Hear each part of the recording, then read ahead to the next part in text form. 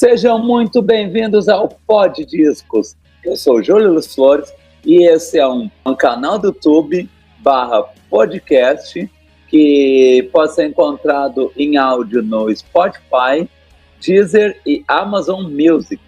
E quem está chegando no Pod Discos por esse episódio, por favor, se inscrever no canal no YouTube e dar like, ativar o sininho para saber quando tem vídeo novo, comentar, pode também compartilhar com os amigos que gostam de rock em geral e principalmente do tema desse episódio e desse mês, que vai ser especial, que eu já vou explicar.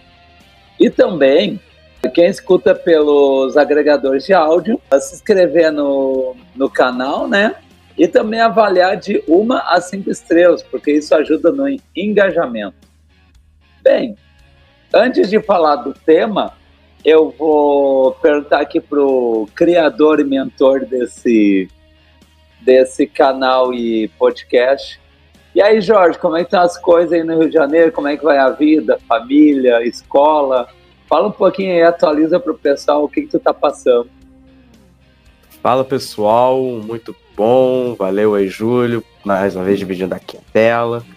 Bom, tô um pouco melhor, né, depois de uma voz, né, minha voz ficar muito ruim nos últimos dias, né, tosse, não sei o que, tomando xarope, que seja, né, 3 vezes por dia e tal, né, mas, enfim, tá melhorando aos poucos, já tô no ensino médio, tá bom por enquanto, mas, enfim, o Rio de Janeiro tá calor, mas, né, não tá tanto, quando era um inferno como era antes. Mas tá tudo bem aqui, aqui na terra carioca, aqui na cidade maravilhosa, né? Como eles dizem. Sim. Então tá. Agora eu vou explicar que a gente fazendo nossas reuniões de pauta, a gente resolveu fazer um mês especial. Como já tá no título, né? E também na thumb, né? Você já deve ter visto. Assim, ó, a gente vai fazer o mês grunge.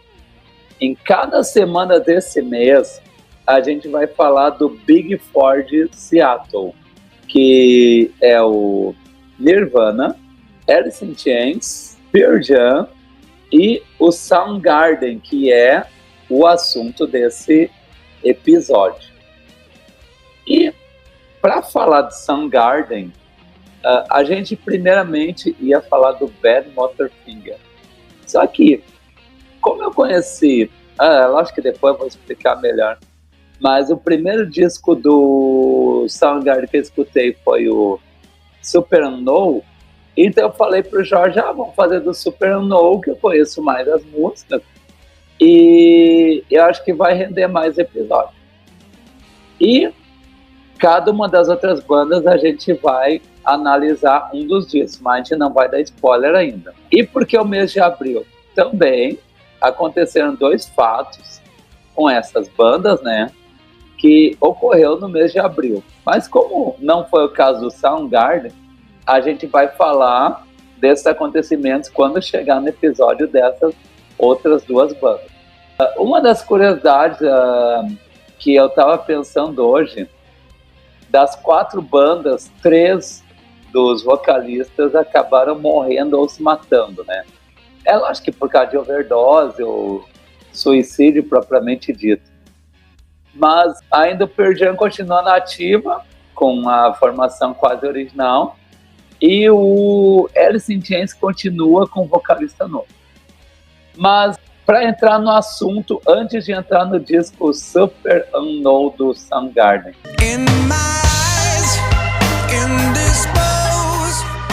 Jorge, qual é a tua definição de grunge?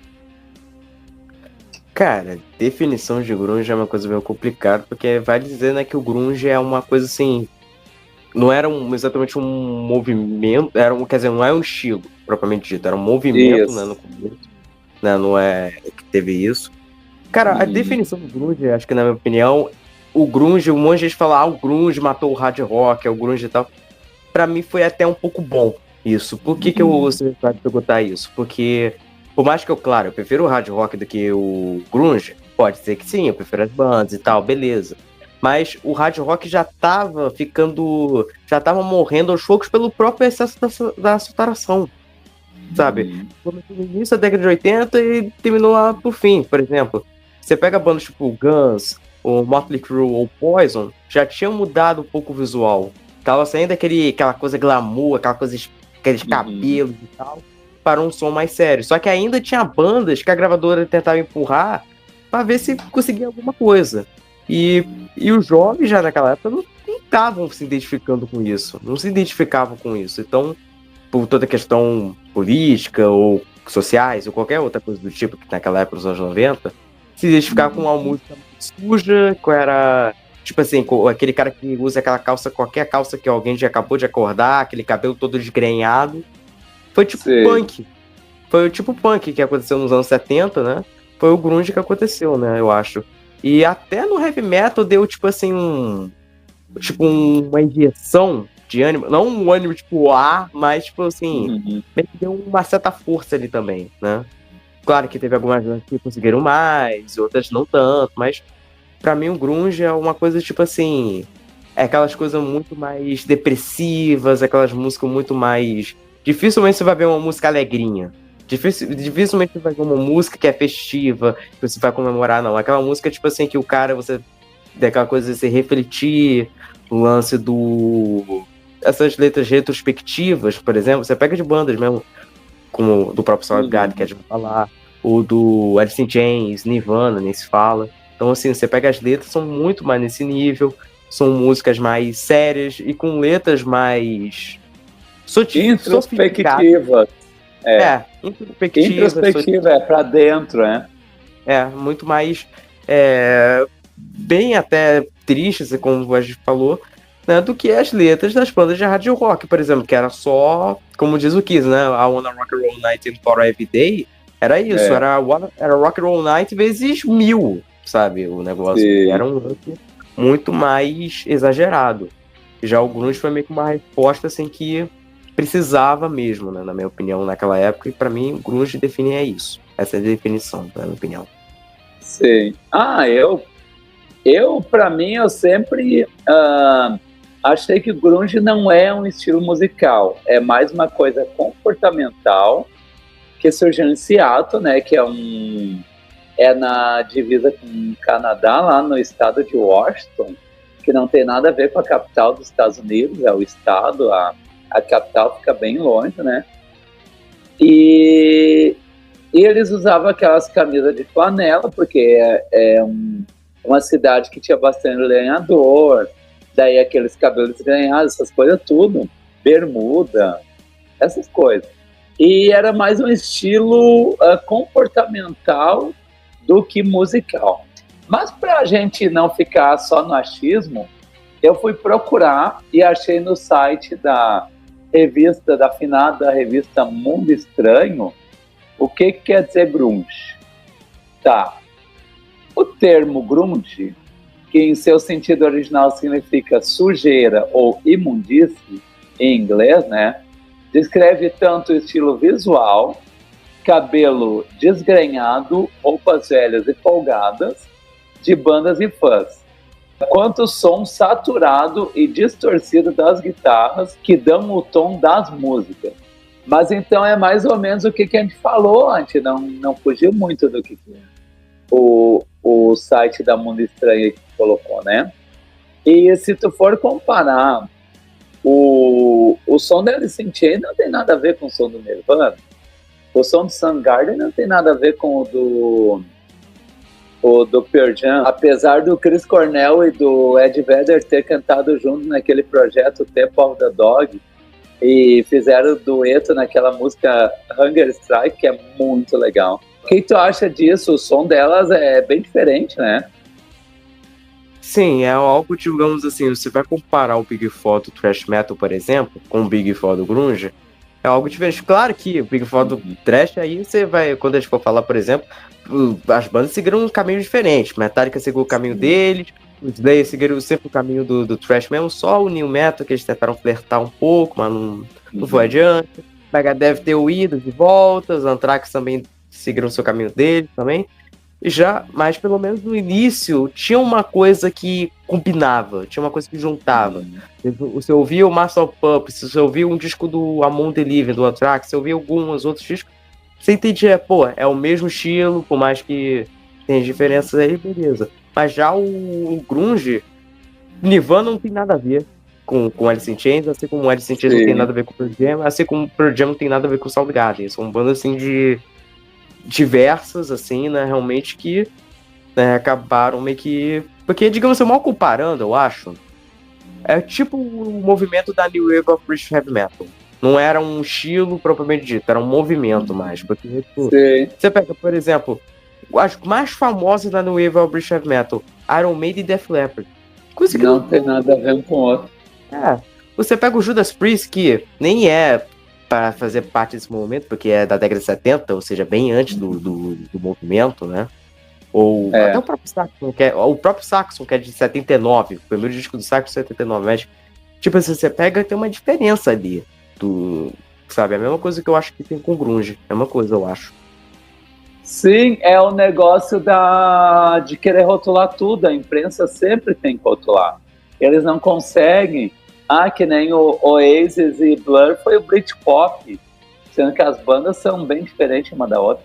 Mas, voltando ao grunge, o grunge também deixou um legado, né? Que nem surgiu o Stone Temple Pilots, que era muito parecido com o Pearl Jam. Teve outras bandas, Creed, aquela do cara que é namorado da Avril Lavigne, eu sempre esqueço o nome dessa banda. É do Nickelback? Nickelback, mais um legado do grunge. E aqui no Brasil surgiu o Reação em Cadeia, que é aqui de Novo Hamburgo, a minha cidade natal, que eu voltei a morar. E o Malta, que ganhou aquele programa da Globo, que logo depois o vocalista saiu, se achou maior que os outros. O que tu acha desse legado do grunge? Cara, o grunge, né, eu acho que assim...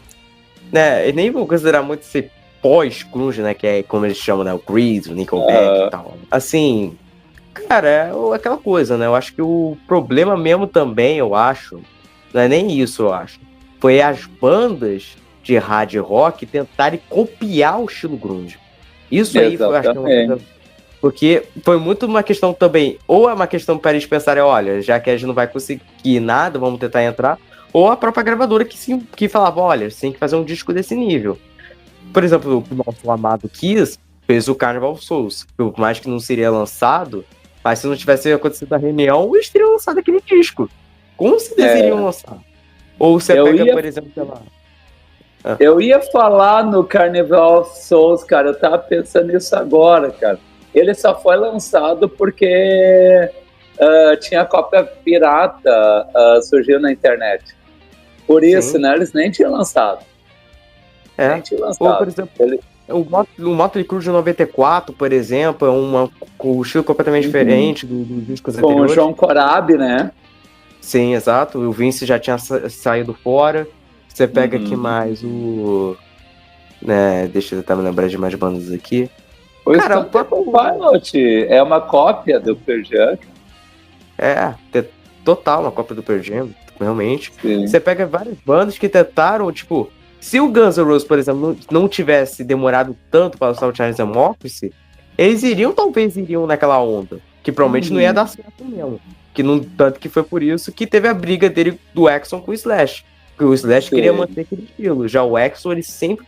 Na verdade, o Axl fez My World. Então a gente já percebe que o cara já, né... Tava o Axl Rose, ele tava tão louco que ele gravou Appetite for Destruction em ritmo de reggae. Até, tá louco. Isso aí eu evito. Acho que essa merda aí, porra. Tipo, o problema foi isso mesmo, né? Elas tentarem seguir esse caminho que não ia dar em nada mesmo. Mesmo se o disco fosse bom, seja pra mim, seja pra você, seja pra qualquer outra pessoa, nunca seria aceito pelo grande público e muito menos pelos fãs novos, os fãs antigos, e nem pra nada, entendeu? Não ia dar nada. Tá, mas agora, pra encerrar esse preâmbulo, eu tava pensando agora, o que começou a afundar o grunge, que é lógico, o Pearl Jam tá aí até hoje, né? Mas o que acabou, digamos, com o movimento foi o suicídio do Kurt Cobain, né? Que, entre aspas, porque tem a controvérsia, né? Mas a gente vai aprofundar um pouquinho mais no Nirvana. Mas eu acho que digamos, o pessoal foi perdendo interesse foi depois do suicídio do Kurt, e depois da morte do Len Staley e do Chris Cornell. Mas, o que tu acha sobre isso? Mas a gente aprofunda mais dos outros dois nos episódios dele. Mas o que tu acha disso? Tu acha que pode ter algum sentido a morte do Kurt, como, digamos, afetar a performance do grunge na grande mídia? Sim, eu acho total. Mal comparando, vou fazer uma comparação aqui. Quando o Ayrton Senna, por exemplo, faleceu, o Brasil não acompanhou mais Fórmula 1, por exemplo. Exato. Entendeu? A maioria, né? A maioria não acompanhou mais. A maioria já largou quando o Senna tinha falecido, largou completamente. Tanto que não teve, sei lá, o substituto, nunca vai ter, na verdade. Brasileiro não. Não. Não vai ter como. E o Kurt, acho que foi meio que isso mesmo, porque, tipo assim, o cara, ele era, tipo, era como se fosse um ídolo supremo do grunge. Ele era aquela representatividade do rebelde, do cara que é totalmente aquela coisa, né, do cara que acorda todo dia, né, daquele jeito, numa cidade como Seattle, por exemplo, que chove quase o ano inteiro. Então, você tem isso. Sabe, aquela coisa do jovem depressivo, o jovem que tem, sei lá, fobia social, por exemplo, você pode dizer assim, depressão, o que seja. Então, quando o Kurt morreu, aí acabou mesmo. Não teve... O que pode se dizer, mas aí foi um lado mais pop. O Foo Fighters teve o caminho deles. Ah, verdade. Sabe, mas aí é um derivado. Não era mais grunge. Não tinha nada a ver com o grunge. Era um som mais pop. Era um pop rock, né? Isso aí. Mas então, só uma recomendação de filme, já que para quem quiser se aprofundar no que era Seattle nos anos 90, tem um filme bem divertido que aparece várias bandas e músicos de Seattle, que em inglês é o Single, o nome, e no Brasil eles traduziram para Vida de Solteiro. Eu cheguei a alocar ele em VHS, e ele é bem divertido. Aparece o Chris Cornell, o Ed Vedder, o Alice in Chains. Só o Nirvana acho que não aparece. Mas as outras três estão representadas. É bem divertido esse filme, é uma comédia. Tá, tu chegou a ver esse filme, hein? Não, cara, nem sabia, na verdade, que existia. Agora eu tô curioso pra ver, viu? Procura Single Vida de Solteiro, deve ter até no YouTube. Tá. Deve ter. Eu não sei se tem algum streaming, não deve ter. Tá. Mas vamos usar o Soundgarden, então. Qual é a tua relação com o Soundgarden e com esse disco Supernova? Então, Soundgarden não... Assim, eu lembro que eu conheci o grunge novamente por causa do Nirvana, novamente, por causa de Smell Like Teen Spirit. Isso aí, quando eu comecei a realmente escutar rock, eu já sabia e tal. Sabia das histórias e tal, do suicídio do Kurt, muita coisa. Pearl Jam, muito por conta da minha mãe, que a amava sem não poder mais. Pearl Jam, eu via aquela... Era black o tempo inteiro, eu ficava tipo assim, ao ponto que eu ficava tipo, por favor, toca outra música, por favor. Sabe, porque era tipo toda hora, assim, era uma música... Aí, digamos assim, que mais... aí depois eu fui conhecer aos poucos, né, o Soundgarden e o Alice in Chains. Que, o Soundgarden foi por conta do Better Finger, que eu conheci, né, Outside, outros hits ali. E depois eu ouvi aquele anterior, que é o Louder Than Love, que é um disco bem... Que é até pegada meio Black Sabbath, até se for ver analisar também, tem essa pegada. Mas assim, o Super or No, vou lembrar que eu sinceramente acho que a relação com esse disco, eu acho que foi mais uns anos pra cá, porque assim, acho que eu me lembro de Black Hole Sun, eu me lembro dela, obviamente, né? Tanto que até o Guns N' Roses, inclusive, tocou essa faixa ao vivo em homenagem ao Chris Cornell, inclusive. Tocou várias vezes. No Rock in Rio de 2017 ele tocou. Se eu não me engano, acho que em 2022 eles tocaram ainda. Acho que eu não sei se Black Hole Sun, acho que tá. Agora eu já tô confundido. Não sei se é Black Hole Sun que tá no 2022 ou se era uma música do Velvet Revolver chamada Slender, né? Que é também. Não sei. Agora não sei o que lembrar. Mas sei que em 2017 eles tocaram. Eles tocavam essa música. Tem vários shows dessa época. Eles tocaram Black Hole Sun. Então, aí, provavelmente acho que essa é a lembrança que eu tenho mesmo, para falar a verdade. Só depois que eu fui ouvir o disco e tal, mesmo, né? O que tinha lá. Não é o meu favorito do Soundgarden, é o meu segundo favorito, vou dizer assim, né? Meu favorito é o Better More Thing, eu acho que tem mais apreço a ele. Não, o Soundgarden que é a minha segunda banda favorita do grunge, na minha opinião. Só fica atrás pra mim do Alice in Chains, mas pra mim é uma das bandas que eu mais curto e uma das que eu mais escutei, assim, na minha opinião. Assim, teve uma fase que eu escutava muito. E aí, principalmente depois desse disco aí, eu fui escutando muito as músicas My Way, né? Acho que eu tava passo a passo melhor, mas tipo, ouvia demais mesmo. Além do Audioslave também, que eu conheci também o Audioslave, que tinha o Chris Cornell também, então vai lembrar também era disso. o Chris Cornell com os músicos do Rage Against the Machine, né? Sim. Os três, o batero, o baixista e o Tom Morello na guitarra. Legal. Mas isso aí pode ser assunto para outro episódio, né? Audioslave é muito bom. Mas a minha relação com Soundgarden, como eu tô cansado de falar aqui no canal, eu adquiri a antena da MTV em 94 e eu vi um clipe de um cara batucando com colher e um vocalista que parecia o Che Guevara. Eu, nossa, que banda é essa? O clipe era do Spoonman. Nossa, que legal, que legal show, assim, eu via no Top 20 Brasil, que eles chegaram a ficar em primeiro lugar. Que banda legal. Daí, quando depois saturava muito o clipe, a gravadora lançava outro. Daí, se eu não me engano, foi o One Black Days. Acho que foi. Depois a gente vai ver certinho na ficha técnica. E quando lançou o Black Hole Sun, eu me apaixonei de vez. Que clipe foda, que música boa. Nossa, depois eu vou dar meus comentários, né? E o clipe muito divertido. E daí eu pensei, não, tem que ter esse disco. Daí, como na MTV sempre aparecia o nome da música, o nome da banda e o nome do disco, eu pensei, Super Unknown, tem que procurar esse disco. Daí eu fui naquela velha loja de discos raros, a Johnson Raros, que infelizmente fechou com o falecimento do dono, né? Foi uma das fitas que eu gravei naquela época, em 94 mesmo. E, nossa, escutei muito essa fita, né? Esse disco, digamos.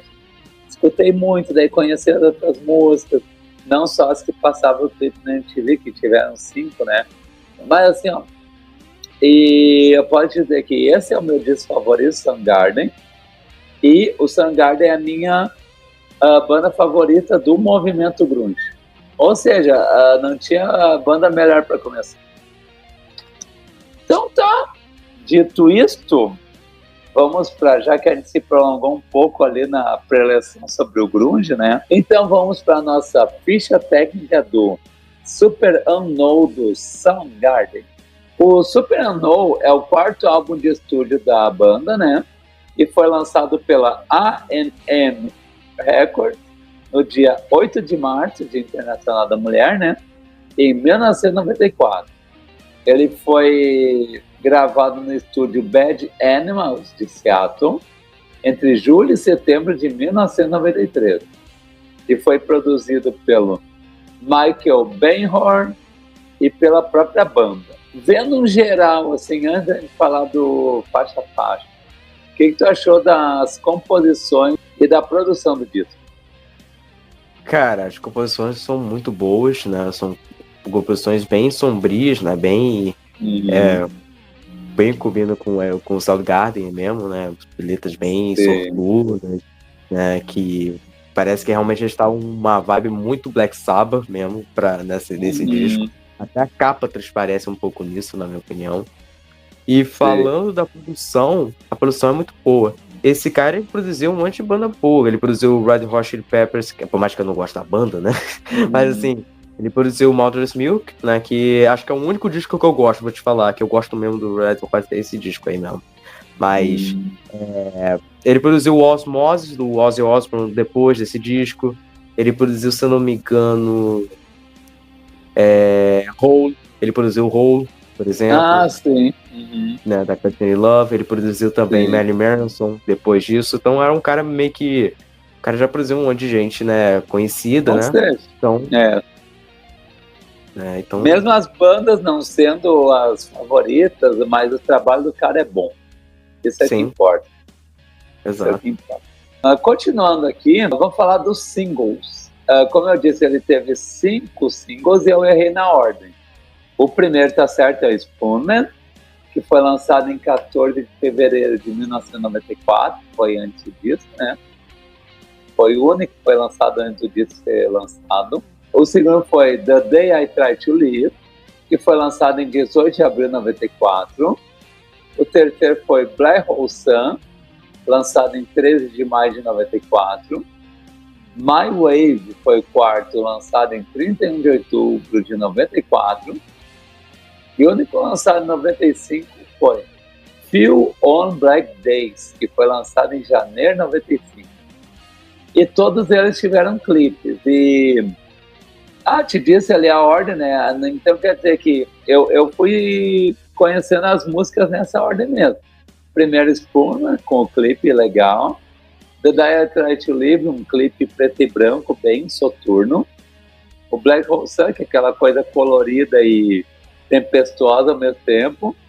My Wave, que é um clipe com imagens da banda tocando ao vivo.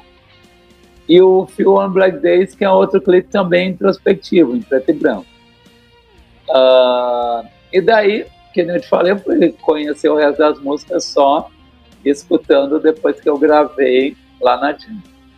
Tu chegou a ver alguns desses clipes aqui? Sim, claro. Black Hole Sun, principalmente, né? Que é um clipe bem... Sim. Ele é bem psicodélico, eu acho. Tipo assim, ele tem muito lance, tipo, do olho ficar, tipo, sabe, ficar grande assim, sabe? Né, a banda tocando e tal, né? Sabe, todo aquele lance, né? Pra mim é um clipe bem histórico mesmo, na minha opinião. My Wave é um clipe bem legal, um clipe bem, tipo, da banda tocando ao vivo, né? O principalmente tocando guitarra e tal.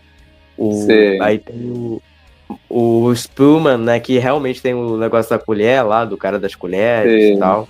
Muito legal mesmo. E... esse aí, todos esses eu já tinha visto já. Esses aí, a maioria, todos eu já ouvi esses clipes. São muito bons. Muito bons mesmo. E todos eles foram número 1 no Top 20 Brasil, que era a parada semanal dos 20 clipes mais pedidos da MTV Brasil. Vamos falar agora dos bastidores da gravação do Super Unknown. A banda começou a trabalhar no disco depois de 2 meses da turnê do Lollapalooza de 92. Os membros individualmente da banda, né, trabalharam por conta própria, então trariam as demos para as quais os outros membros contribuiriam. Chris Cornell afirmou que eles se permitiam mais liberdade uns aos outros do que nos discos anteriores. Provavelmente porque a banda já estava mais tempo unida, né? Só teve a troca do baixista, né? O Kim Tail observou que, embora a banda tenha passado tanto tempo escrevendo e arranjando quanto nos discos anteriores, ela passou mais tempo trabalhando nas gravações das faixas. Depois de 2 álbuns, Louder Than Love e o Bad Mother Finger, sendo produzidos pelo Terry Date, Tail afirmou que a banda precisava fazer uma mudança. Assim, eles escolheram o produtor Michael Beinhorn, que tinha ideias que foram aprovadas pela banda. Por isso a produção em conjunto, né? O disco tem 15 faixas, com aproximadamente 70 minutos. Porque, de acordo com Cornell, nós realmente não queremos discutir sobre o que deveria ser cortado. Ou seja, tudo que eles gravaram, eles colocaram. Até aí, tu tem algum comentário para fazer sobre a composição, o processo de composição deles e depois o processo de gravação? Cara, não muito a dizer, né? Além do produtor, né, que tem essa questão, né? Porque realmente eles perceberam, olha, esse cara fala a nossa língua, então vamos, né, chamar esse cara porque esse cara realmente, né, vai falar com a gente mesmo, vai realmente ajudar. Mas, né, o lance das músicas, acho que tem muito também do lance do CD, né? Que obviamente, né, o avanço, né, de caber Isso. muito mais músicas. Por exemplo, o vinil cabia, sei lá, 40 minutos. Aí o CD se cabe 70, 79 minutos, aí bota a mão. É. Aí coloca 20 músicas, coloca não sei quantas músicas, e além daquelas músicas escondidas que também teve mesmo, por exemplo. O próprio Nirvana fez isso mesmo, de colocar uma música escondida ali, que era só gritaria e tal. Sim. Mas é outro assunto, né, quando a gente for falar do Nirvana. Claro. Mas assim, é nesse nível mesmo que eu acho que eu vejo que, por mim, né, eu acho que não seria o que seria feito hoje em dia. Talvez eu acho que é uma coisa, tipo, eles pensariam, olha, essa coisa aí, né, vamos ver se realmente vai entrar ou não. Porque tem um pouco disso, eu acho, né, mas também não, o disco ele tá feito como ele tá, né, então não tem como mudar nada, né, então deixa ele assim mesmo. Um exemplo é o episódio anterior que a gente falou do Dressed Kill do Kiss, que mesmo tendo 20 minutos em cada lado do disco, eles fizeram um disco de 30 minutos. O do Soundgarden tem 40 minutos a mais, é como se fosse um vinil duplo, né? Daí é isso que eu estava pensando também, que a partir ali de, principalmente dos anos 90, quando popularizou o CD, as bandas começaram a colocar mais músicas no disco, né? Tu não pegou essa transição porque tu já nasceu na era da internet, né, Jorge? Já era MP3. Sim. Mas antigamente, hoje o pessoal quer quanto mais música melhor, playlists intermináveis. Antes, se nós tivéssemos um disco com 10 faixas, que nem o Dressed Kill, a gente já tá contente, né? Porque é o que tinha na época. Mas agora a quantidade não é sinônimo de qualidade, principalmente na música brasileira. O que tu acha disso? Bom, você pega o Use Your Illusion do Guns, que eu ia falar desse disco, por exemplo. Mano, olha a quantidade de música. É os discos mais longos do Guns, que, sei lá, que você tem, sei lá, 16, você tem, sei lá, 14 músicas, sabe? Seria, quando tudo, né, seria quase 20 músicas mesmo, que os caras fizeram mesmo. E o vinil era duplo mesmo, né? Porque o CD era simples mesmo, porque... E tanto que a gravadora nem queria mesmo, porque eles pensaram, pô, isso aí é suicídio comercial. Vocês querem fazer isso? Mas aí o senhor Axl Rose falou, não. Vai sair 2 duplos, porque quem manda, mandou o Capitão Nascimento. Quem manda essa porra sou eu. É isso que ele me mandou, entendeu? Aí fez isso. Você pega o Hot The Shade, que fez a mesma coisa, com 15 faixas ali também, né?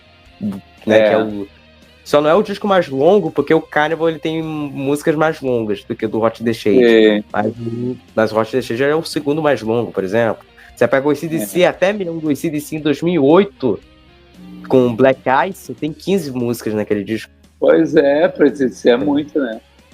Tá, então continuando aqui, né? Ó, liricamente, que a gente vai falar depois um pouco das letras, né? O álbum é bastante sombrio e misterioso, já que muito dele é frequentemente interpretado como lidando com questões como abuso de substâncias, lógico, as drogas, né?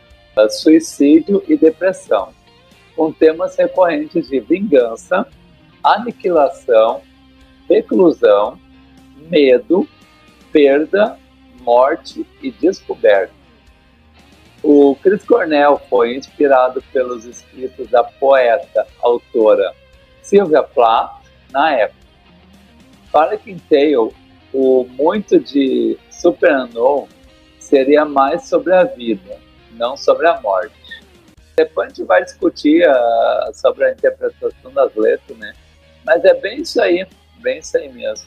Que era um disco introspectivo, pesado, denso, com uma outra música mais agitada, né, que a gente vai comentar, mas a maioria trazia esse lado sombrio, a lá Black Sabbath mesmo, que a gente falou.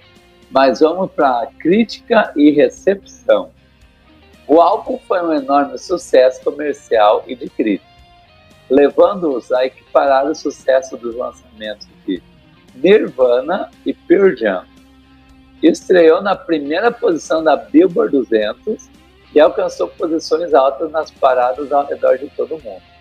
The Day I Try to Live, My Way, Few on Black Days e as canções ganhadoras do Grammy Award, que é Spurman e Black Hole Sun, essas duas cenas que ajudaram o Soundgarden a alcançar grande popularidade, né? Em 95, o disco recebeu uma indicação para o Grammy Award de Best Rock Album.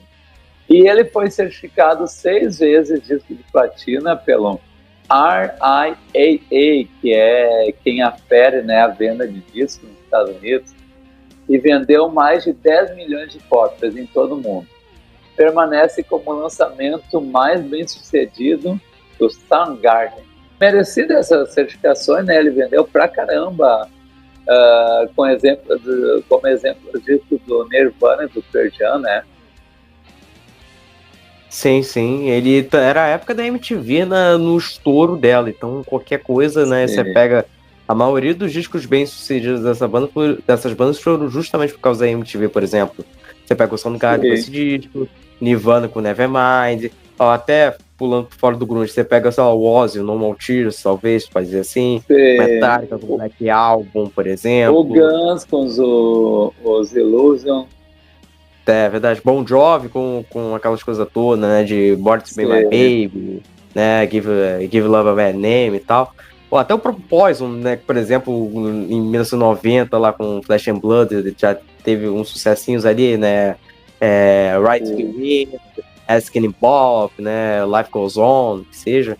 Então, assim, você vê muito disso também. Então, acho que é merecido sim, né, e como dizia o Bola falou isso no episódio que a gente gravou de 94, que é onde você escolheu esse disco, que ele é o Dark Side, né, ele é o Dark Side, digamos exato. Assim. O disco o que Dark realmente popularizou. Que popularizou, né, a banda. Tá. Então, já que estamos falando do disco, continuando, a capa do disco. A arte, conhecida como Screaming Elf, na tradução elfo gritando, né? Essa foi difícil traduzir, falou. É uma fotografia distorcida dos membros da banda, feita por Kevin Westenberg, sobre uma imagem de uma floresta queimando de cabeça para baixo, em preto e branco. Segundo Chris Cornell, Supernova se relaciona com nascimento de certa forma, nascendo ou até mesmo morrendo, sendo expelido para dentro algo que você não conhece nada a respeito. E Chris comentou que foi muito difícil achar uma imagem visual certa para pôr em um título como esse.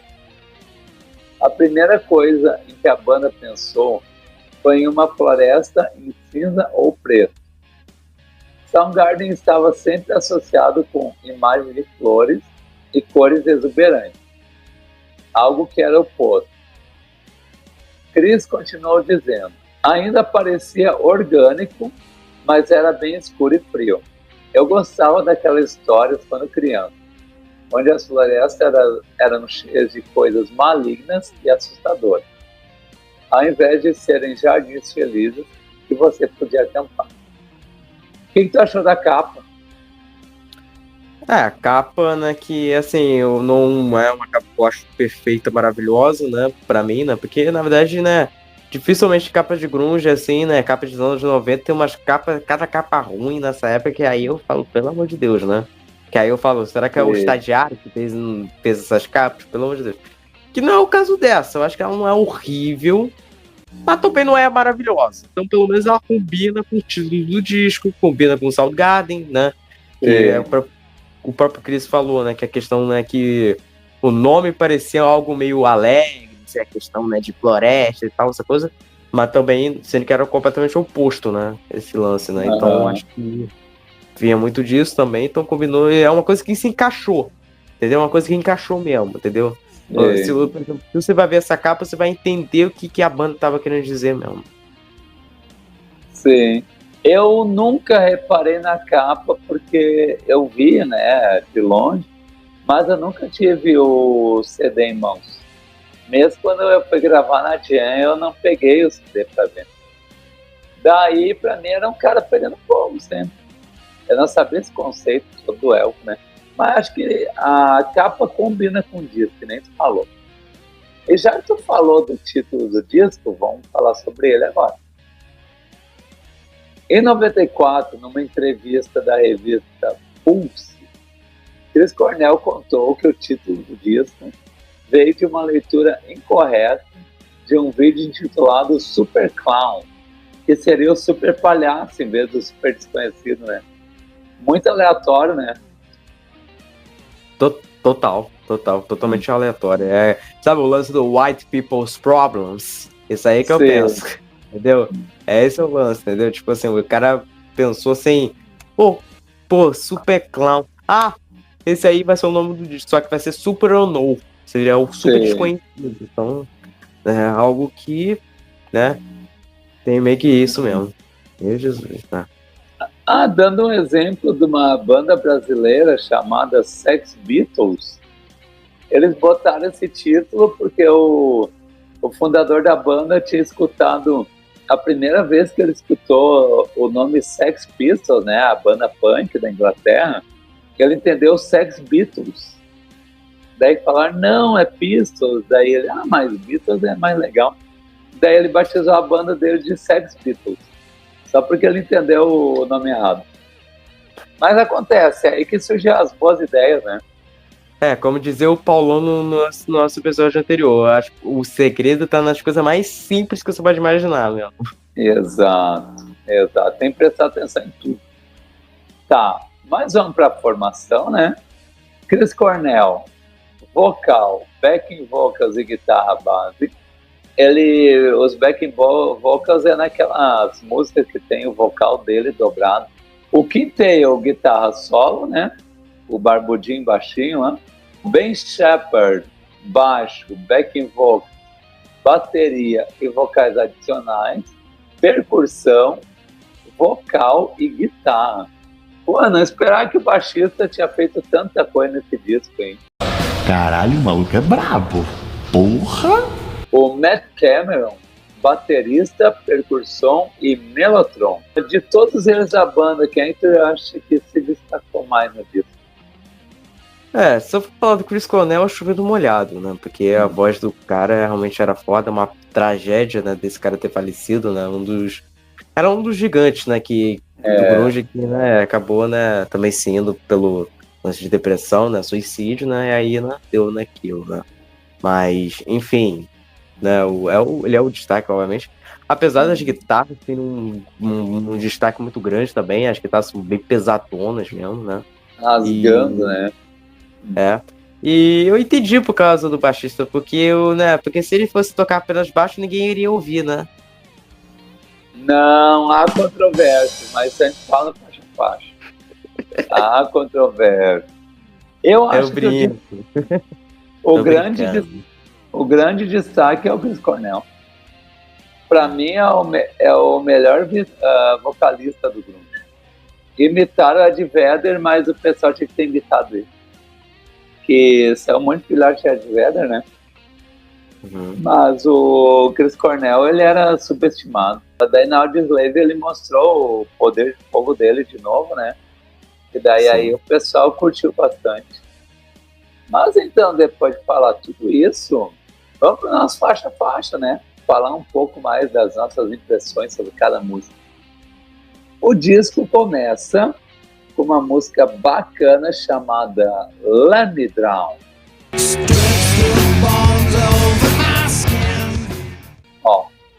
Ela fala sobre uma exploração profunda das emoções humanas, especialmente aquelas relacionadas à dor, a busca por alívio e a aceitação do inevitável. O piano que está presente nessa música, ele foi tocado pelo produtor do disco, Michael Beinhorn. Vou começar eu, né, já que eu estou apresentando. Olha o que eu anotei aqui. Eu fiz o trabalho de traduzir todos os títulos das músicas do disco. E Let Me Drown significa Deixe-me Afogar. Para mim é um heavy metal bem pegado e e ele é uma excelente faixa de abertura, como a gente gosta de comentar, né?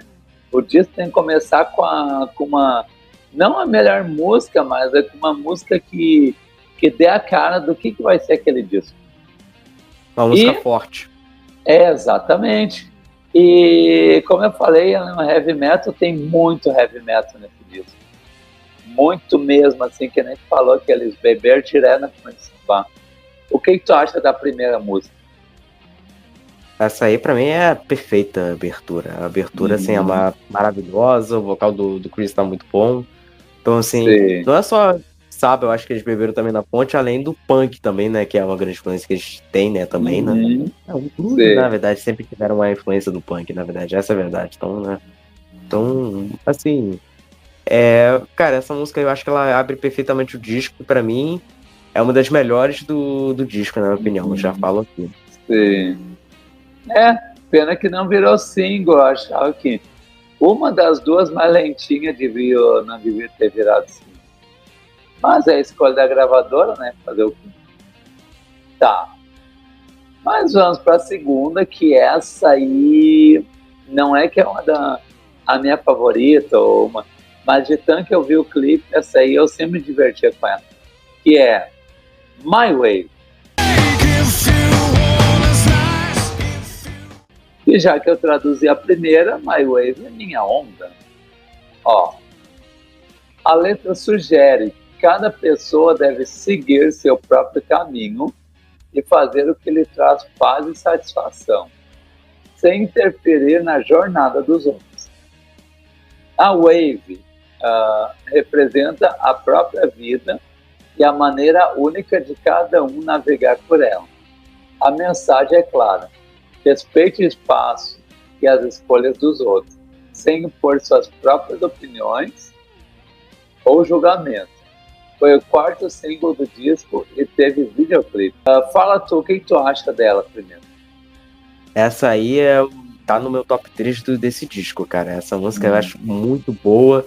Ela tem uma pegada no meu AC/DC, se for ver, né? Aquela coisa meio Angus Young no início, sabe? Parece até um pouco Highway to Hell, aquelas coisas meio...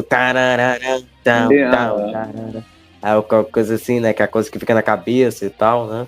Então, assim, é uma música que eu acho muito boa, essa aí, né? Tem um clipe muito bom, divertido. Então, assim, essa aí acho que talvez é uma das poucas que você se diverte, entendeu? Por mais na letra ter isso, mas é tipo assim, é uma música que é pra cima mesmo, que você consegue ouvir de boa, se você tá... Tipo assim, você tá em algum lugar e tal, aí você bota uma música dessa, entendeu? Pra ficar mais animado, entendeu? Claro. O clipe, cara, o destaque do clipe é o baixista. Eu acho que todos os baixistas de Seattle eram meio malucos. Todos eles. E no clipe dá pra ver o cara girando com baixo, o cara não para quieto, bem chipper.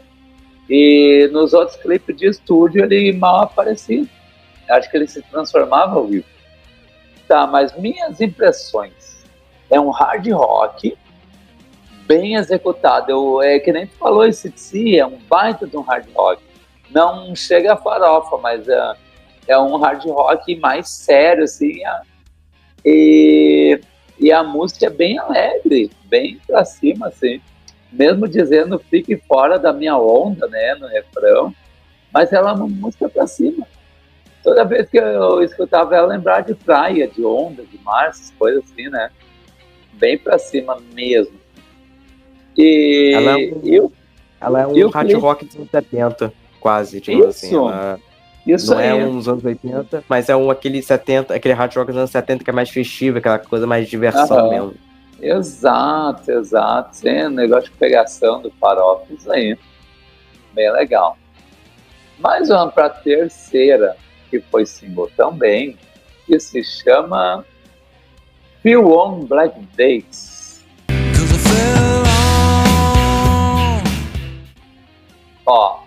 A letra da canção reflete uma luta interna, onde os medos e as lutas do eu lírico se materializam em sua vida, trazendo à tona a sensação de estar cumprindo uma pena ou doing time, como mencionada na letra.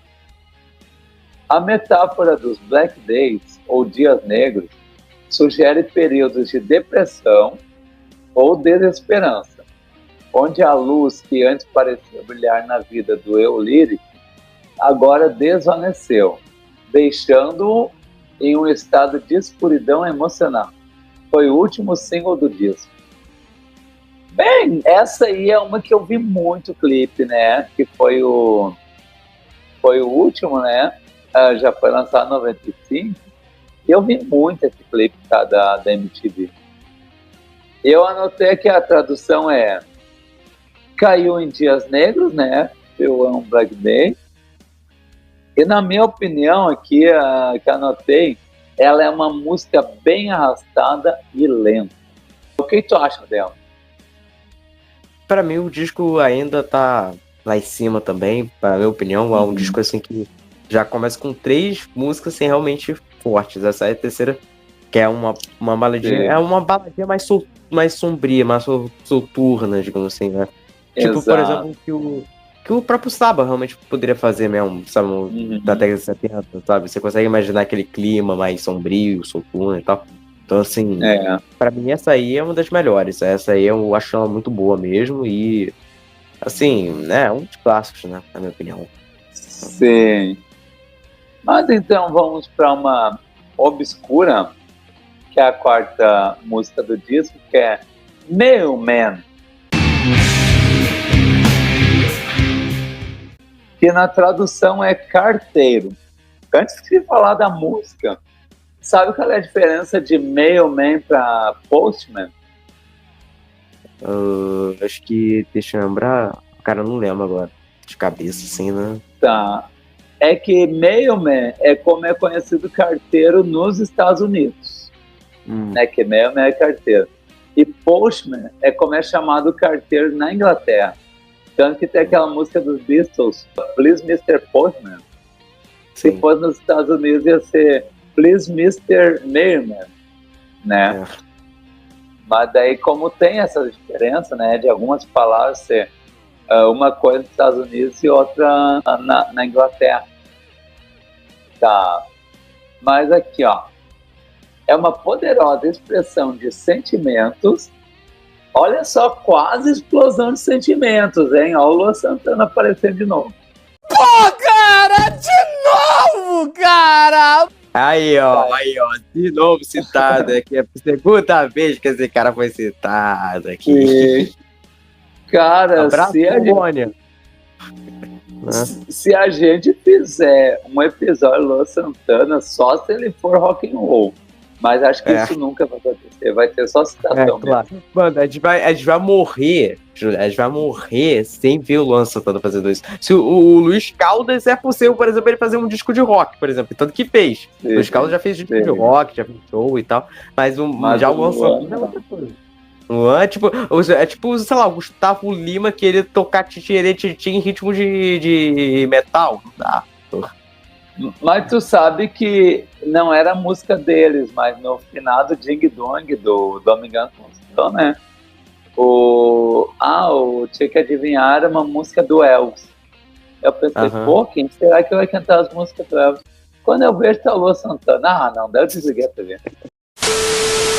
Mas voltando ao Mailman, vamos de novo. É uma poderosa expressão de sentimentos que não pude acreditar. De inferioridade, rejeição e, eventualmente, superação.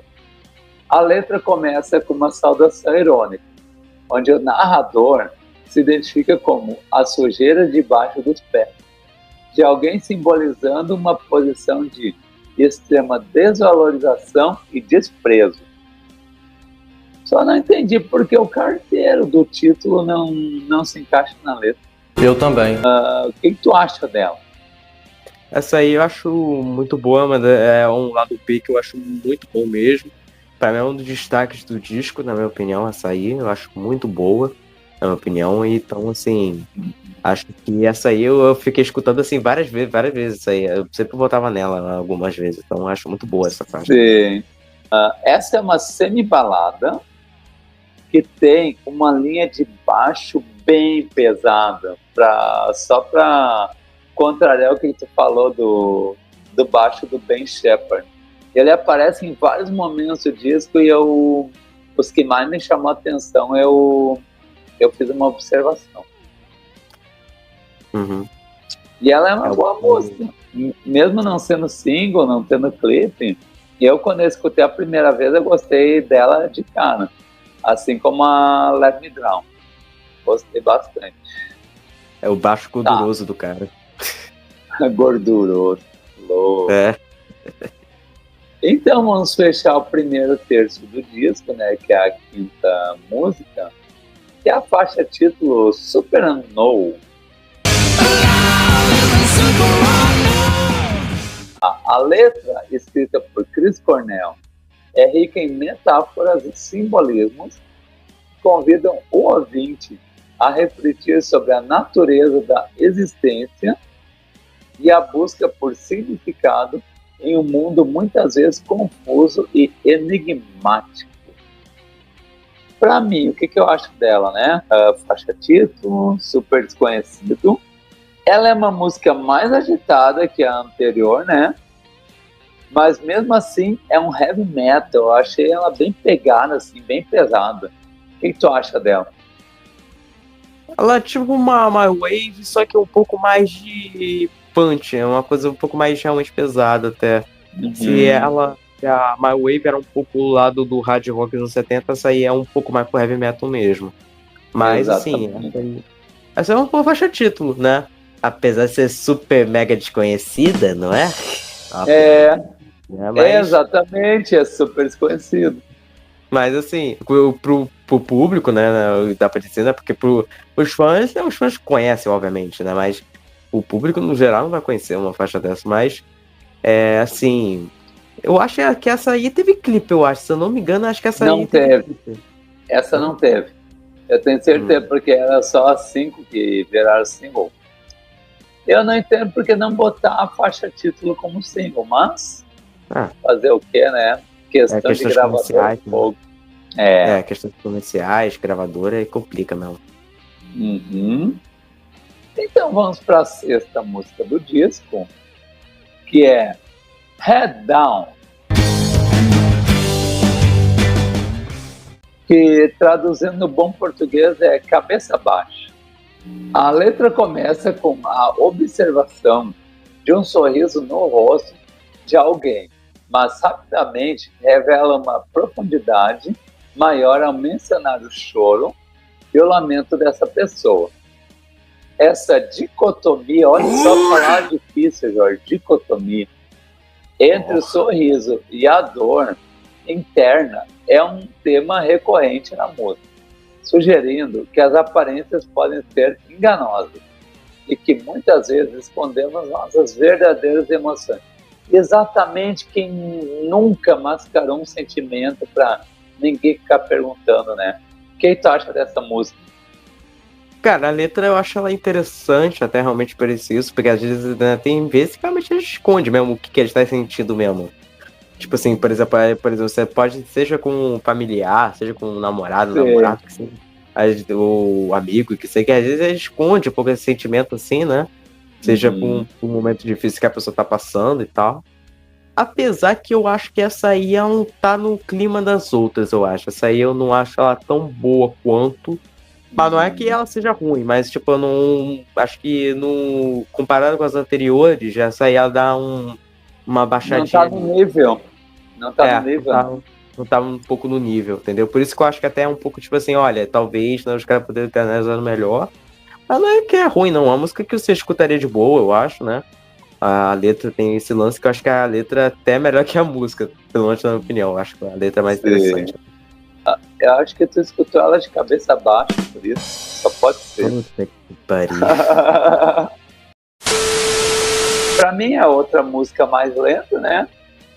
Essa aí, quem se destacou bastante foram os dois guitarristas, né? O Chris Cornell na base e o Kim Taylor no solo. Eu gostei muito do trabalho de guitarra dela.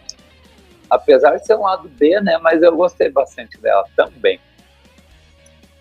Então vamos pro mega blaster hit do toda a carreira do Soundgarden, não só desse disco, que é Black Hole Sun. Black Hole Sun. Dizem, né, as línguas, né, que antes da banda gravar essa música, o produtor botou o Frank Sinatra pro Chris Cornell ouvir. Só não sei pra quê, né? De repente, pra pegar o clima triste da música na abertura. Né? Talvez seja um negócio tipo assim, olha, vou colocar, tipo assim, talvez pra ter uma influência, talvez, de alguma coisa. Às vezes o mais produtor, triste, tipo né? assim, o produtor pode antenar, porque como o produtor ele pode antenar o que o cara tá fazendo, o que o integrante tá fazendo, ele tipo assim, olha, vem aqui escutar tal coisa, pra aqui, vamos escutar Frank Sinatra aqui, antes de vocês gravar essa... inspirar, né? É. Ela liderou a parada Billboard Album Rock Tracks dos Estados Unidos, onde passou um total de 7 semanas número 1. O single alcançou o top 10 na Austrália, Canadá, França e Irlanda, enquanto na Islândia alcançou o número 1. Sobre a letra da música, Cornell declarou: é apenas uma espécie de paisagem de sonho surreal. Uma música estranha que brinca com o título. A faixa recebeu o prêmio de melhor performance de hard rock no Grammy Awards de 1995. E além de uma indicação como melhor canção de rock. Foi o terceiro single do disco e com um clipe bem famoso. Falando em clipe, ele recebeu a premiação no Video Music Award, a MTV americana, melhor clipe de heavy metal ou hard rock. E até o Chris Cornell, quando foi receber o prêmio, né, ele disse que nem achava essa música tão heavy metal, né. Olha minhas impressões da música. Maior hit do Soundgarden de todos os tempos. Ela começa lenta e depois das duas primeiras estrofes, ela se torna pesada, e daí ela muda totalmente o andamento de paradinho para uma música mais pesada. A do clipe eu já falei, né, da premiação, eu falei antes, leu que eu anotei, tá tudo certo. O que tu acha dessa música, do clipe, de tudo o entorno que teve essa música? A música que realmente, né, essa aí eu botava várias vezes, cara, eu ouvia demais essa faixa. Quando eu escutei o disco pela primeira vez, obviamente, né. O clipe, né, todo aquele lance, né, que provavelmente o pessoal que veio nessa época já cansou de ver, né, pelo quanto que ele passava provavelmente, mas, cara, o clipe é maravilhoso, o clipe é, tipo, perfeito mesmo. Uma das melhores músicas do disco, na minha opinião, tá no meu top 3, então, assim, no início, eu vou te falar que ela me lembra, quando tem aquele início, uma lenta, depois vai com... aí o Chris Cornell canta, me lembra um pouco uma vibe Still Loving You, dos Scorpions, que é um lance que, tipo assim... Começa lentinho e tal, aí vem o verso do Klaus Meine e tal, que é de jeito mais calmo e tal, pra depois ela ficar cada vez mais poderosa. Não é que eu tô dizendo que é cópia, mas o jeito que a música é feita, ela é construída, é um pouco nesse negócio, entendeu? Sim. E assim, e é a mais comercial, né, do disco, né? Ela é muito mais comercial do que o outro. Exatamente. Tem gente que não sabe quem é Soundgarden, mas é que nem o caso do Rock and Roll Night do Kiss. Se escutou, conhece essa música. Tocou muito. Além da MTV, nas rádio rock, nas rádio pop. É uma música que tomou o mundo. Muito bom. Mas então, vamos para a próxima, que foi a minha porta de entrada para o Soundgarden, que é Spoonman. É uma homenagem a um artista de rua de Seattle chamado Artis da Spoonman. Artis é com I, né? Desse apelido de Arthur Artis. Que tocava música usando colheres como instrumento. Além da homenagem, a música aborda temas de união e salvação. Foi o primeiro single do disco e teve o clipe. O que tu acha dela, da Spoonman? Essa aí é perfeita. Eu não tenho o que dizer muito dela, é boa. Né? E tanto que esse artista aí, né, o Art Spoon, ele participa dessa faixa. É ele que faz o lance das colheres e tal. Sim, Ele que claro, participa. dá pra escutar depois do refrão, né? Sim. Então, assim, o clipe, né, tem todo aquele lance perfeito, bem curioso. É um Tem clipe ele. meio. Sim, então. Exato. Tem a participação dele também. Então, assim, é uma música que realmente é o segundo maior hit. Eu acho que do disco é o segundo maior hit, eu acho. Né? Mas, cara, penso que é perfeito, na minha opinião. Mas aí o disco aí, tipo assim, ele teve mas que aí subiu. Pra mim, ele ainda sobe cada vez mais, na minha opinião. Então vamos para mais uma que é uma total desconhecida de quem nunca escutou esse disco, que é Limo Rap. Ela é uma reflexão sobre a destruição e a decadência, tanto em um sentido pessoal quanto coletivo. A letra começa com imagens vívidas de fraqueza e servidão, mencionando lágrimas dos fracos e mãos dos escravos, o que pode ser interpretado como uma crítica à exploração e à opressão. A construção de torres que pertencem ao céu sugere ambições grandiosas que inevitavelmente desmoronam, simbolizando a falibilidade dos grandes empreendimentos humanos. Então, minhas considerações sobre a Limo Rap, é difícil falar, é rap ou Rick, não sei. Acho que é rap, né? Traduzindo, é naufrágio de limusine, que apesar tinha alguma coisa a ver com limão ou o limo da pedra, né? Mas é de limusine. Ó, mais uma música lenta e pesada. E mais uma vez o baixo salta aos ouvidos. O Ben Shepherd tá bem fazendo trocadilho com o nome dele, né? E é uma baita música, né? Mesmo sendo o lado B, mas ela compõe bem o espírito do disco. O que tu achou dela? Essa aí eu gosto. Eu gosto dessa aí. Pra mim o disco tá bom pra caramba. E realmente o baixo se destaca muito bem. Então, pra mim, essa faixa aí é muito boa. Essa faixa aí continua muito bem o disco. Tá.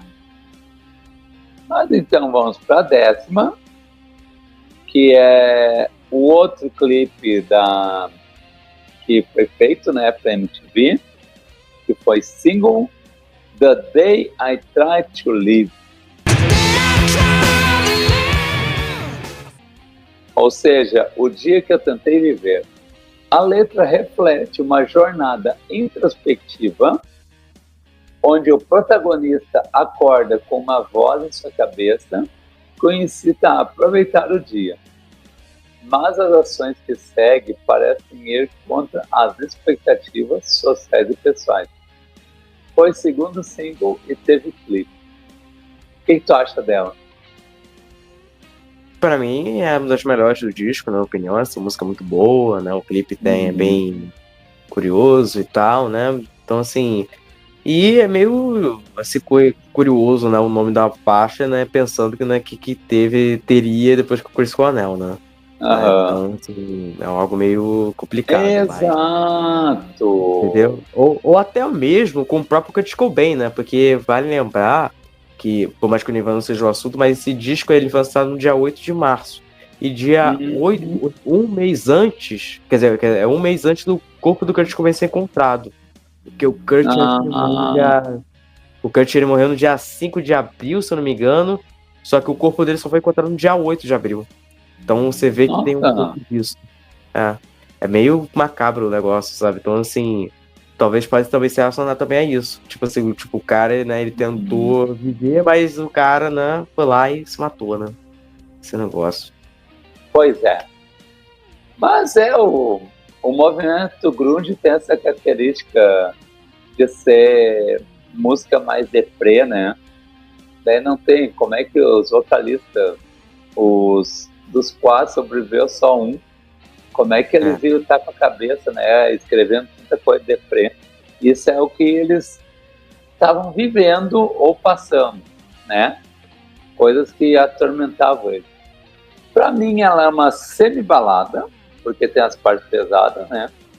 Eu botei aqui, ó, que a bateria e o baixo, eles dão a base perfeita para os dois guitarristas brilharem, né? O Cornell na base e o Quinteiro no solo.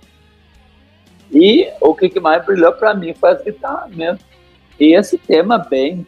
Eu lembro que na MTV, quando o Casé Peçanha anunciou esse clipe, ele dedicou ao Iberê Camargo, que é um pintor gaúcho que ele recém tinha morrido em 94, e ele era bem conhecido no Brasil. Daí o Casé dedicou esse clipe pro Iberê. Achei bem legal o Casé paulista dedicando para um artista gaúcho. Tá, mas vamos para a 11ª faixa, que é Kickstand. Ela é uma explosão de energia e rebeldia. Dessa vez, energia e rebeldia. Refletindo a essência do grunge dos anos 90. A letra, aparentemente simples, carrega uma série de metáforas e simbolismos que podem ser interpretados de diversas maneiras. O kickstand, que eles traduziram como descanso de bicicleta, pode ser visto como uma metáfora para algo ou alguém que oferece suporte, mas que também pode falhar, levando a um sentimento de desorientação ou perda de controle, como indicado pela frase "You got loose and I threw up". É mais ou menos isso que eu escrevi aqui, né? É uma música com ritmo rápido, ela é curtinha, né? E empolgante. Eu gostei bastante das guitarras. E tu, o que tu achou? Pra mim é a influência punk rock, né, no disco, né? Porque a música é a mais curtinha do disco, né? A música mais curta do disco. Então, Sim. assim, é uma faixa boa, né? Na minha opinião também. As guitarras, como você falou, acho que eram os destaques dessa faixa. Então, pra mim é uma música que ainda é passável, na minha opinião. Sim. Então, já que ela é passável, vamos passar para a próxima, sua opinião, né? Vamos para a 12ª, que é Fresh Tendrils. Ela aborda temas profundos e complexos, como a luta interna, a vergonha e a autossabotagem. A vergonha é um tema central na música, mencionada repetidamente como algo que todos tentam e que se curva diante de você. Isso pode ser visto como uma crítica à sociedade e à maneira como as pessoas lidam com seus próprios sentimentos de inadequação e fracasso. Minhas considerações sobre ela: a tradução ficou gavinhas frescas. Daí tu vai perguntar, o que são gavinhas? Gavinhas são parte da trepadeira, que é uma folhagem que, para sobreviver, ela se enrola no caule de uma árvore, né? E as gravinhas são esses ramos, né? E frescas. De repente ele falou, né? Fez um trocadilho com quem é vegetariano, né? Pode ser também. A minha consideração foi tipo a da primeira música, a Let Me Drown.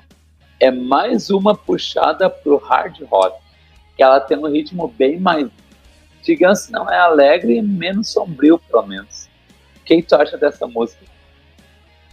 Curto, né? Uma faixa que eu gosto, apesar de preferir as anteriores, pra mim. Acho que aí ela fica no, tipo assim, ela é um meio termo, digamos assim, parece que é uma faixa meio jogada mesmo. Tipo assim, uma música, tipo assim, parece que eles gravaram mesmo pra colocar no disco mesmo e ponto. Né? Mas, assim, é uma música que eu ainda curto ainda de ouvir ainda, uma música que é legal ainda. Sim. E como o Chris Cornell falou, né, no começo, na ficha técnica, eles não queriam cortar nenhuma música. Por isso essa aí acabou ficando. Tá explicando? Então vamos para a próxima, que é meio trava-língua, que eu não sei muito os numerais em inglês, mas é 4th of July. Thought it was the 4th of July. Que é o famoso Dia da Independência Americana. Por isso que é esse nome. Para mim, é a música mais pesada e densa do disco. E ela dá um... parece dar um ruim, sabe? Tão pesada que ela é. Mas eu vou explicar um pouco sobre a letra.